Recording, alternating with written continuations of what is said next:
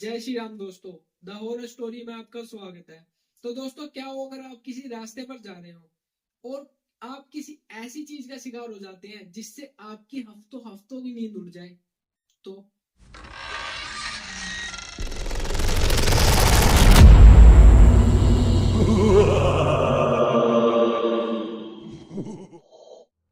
जी हाँ दोस्तों, ऐसा ही कुछ होता है पानीपत की इस लड़की के साथ, जो न्यू ईयर वाले दिन अपने फ्रेंड के साथ पार्टी कर कर अपने घर जा रही होती है।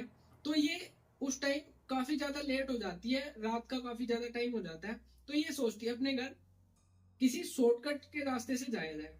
तो ये अपने घर के सीधे रास्ते वाले को छोड़कर शॉर्टकट वाले रास्ते से जाती है। और मैं आपको वो रास्ता बता देता हूँ।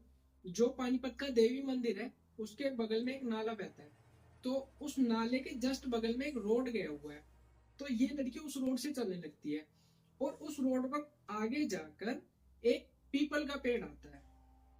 तो ये लड़की आगे चल रही होती है। जैसे ही ये लड़की उस पीपल के पेड़ को क्रॉस कर रही होती है, तो इसके शरीर में अजीब सी वाइब्रेशन होने लगती है। ये इसको उस टाइम पर थोड़ा बहुत डर लगता है और वहां से जल्दी से अपने घर जाने लगती है। और जैसे ही अपने घर चली जाती है, उस दिन के बाद इसकी रातों की नींद उड़ जाती। ये लड़की करीबन करीब एक हफ्ता नहीं सोई थी। ये रात को उठ जाती थी, कुछ भी नहीं करती थी, अपने घर में घूमने लगती थी। तो एक रात जब ये लड़की उठती है, कभी इधर चक्कर लगाती है, कभी उधर जाती है, कभी इधर जाती है, कभी उधर जाती है। तो इसको अपनी सीढ़ियों पर कोई परछाई दिखाई देती है। वो परछाई एक फीमेल की शेप में थी और एक डार्क कह लें या पूरी ब्लैक थी। और ये उस चीज को देखकर काफी ज्यादा डर जाती है और अपने मन में धीरे धीरे हनुमान चालीसा पढ़ने लगती है। धीरे धीरे पढ़ती है और उसके मतलब उसको देखने लगती है और थोड़ा थोड़ा उसके पास बढ़ने लगती है। तो वो जो चीज थी अचानक से हवा में ही गायब हो जाती।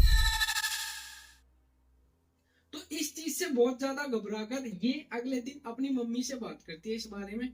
तो इसकी जो मम्मी है, वो सोचती है शायद लड़की बीमार है, इस चीज पर विश्वास नहीं करती है। तो उसको किसी डॉक्टर के दिखाती है और वहां से दवाई दिलवाकर इसको घर ले आती है। लेकिन ये शायद वो चीज नहीं थी जो इसकी मम्मी सोच रही थी। ये लड़की बीमार नहीं थी, शायद ये किसी चीज का शिकार हो गई थी।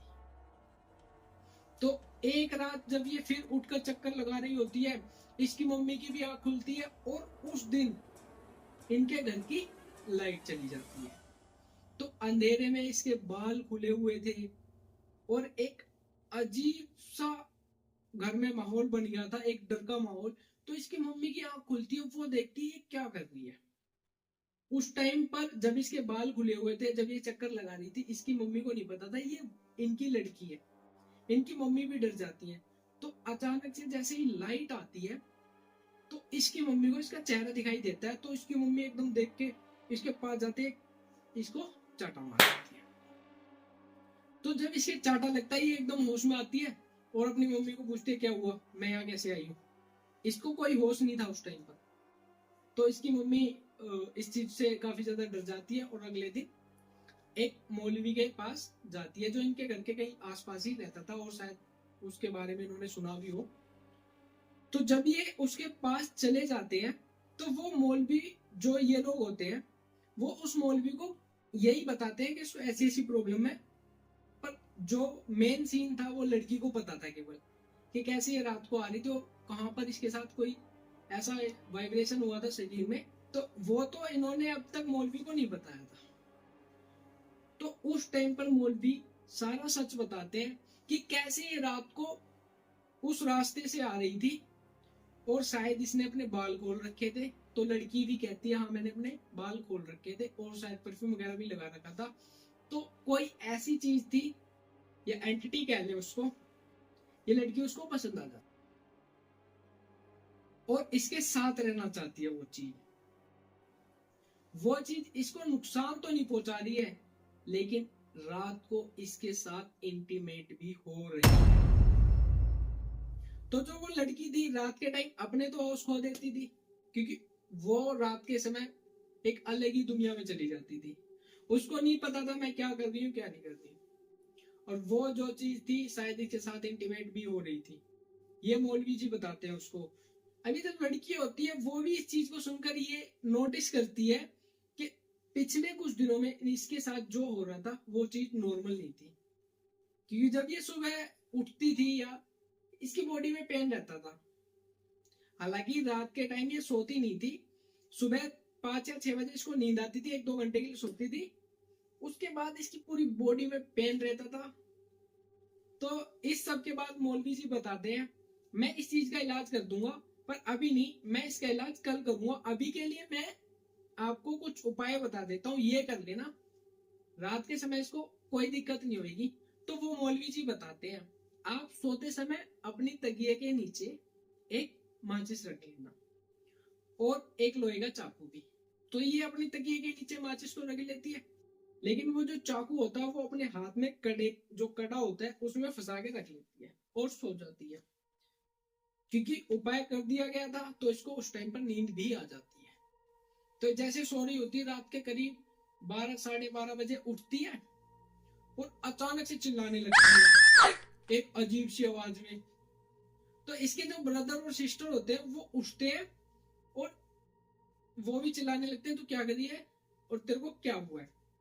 तो जो इसकी मम्मी है वो भी इस आवाज को सुनकर इनके पास आती है और बोलती है तू ये क्या कर रही है, और फिर से उसको एक थप्पड़ मार देती है। अब ये लड़की एकदम से होश में आती है और कहती है मैं यहाँ क्या कर रही हूँ। तो मैं बता दूं जब ये एकदम से उठी थी चिल्ला के और इसके भाई बहन जब इससे पूछ रहे थे तेरे को क्या हुआ है, तो ये गेट के बाहर पर्दे के पीछे इशारे करने लगती है उसकी तरफ हाथ करके।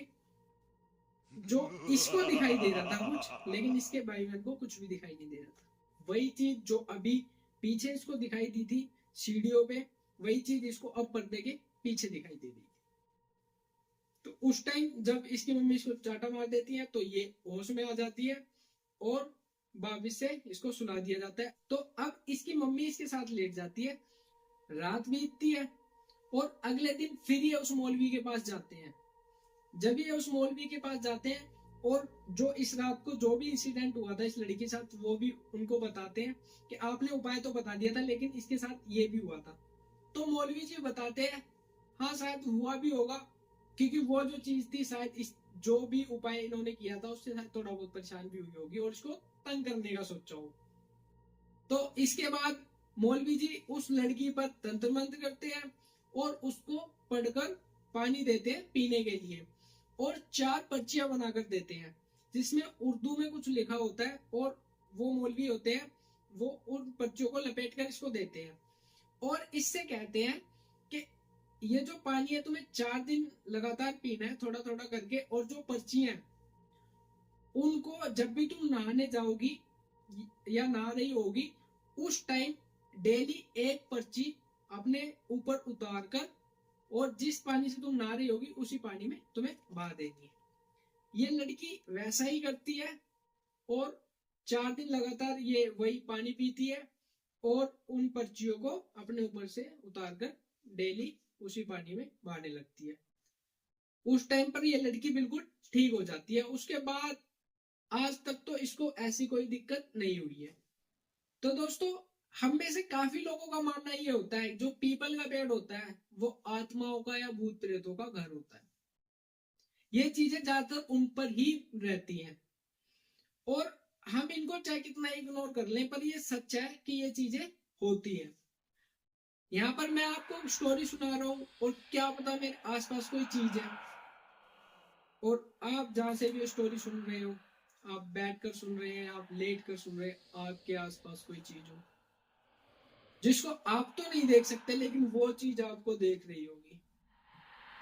तो दोस्तों इसी के साथ हम इस कहानी का अंत करते हैं और अगर आप लोगों के पास भी ऐसा कोई पैरानॉर्मल इंसिडेंट है वो हमें कमेंट बॉक्स में बताएं या नीचे दिए गए व्हाट्सएप नंबर पर वॉइस नोट भेजें। मैं आशीष सैनी उसे नरेट करूंगा अपनी आवाज में। तब तक के लिए stay tuned with the channel. जय श्री राम।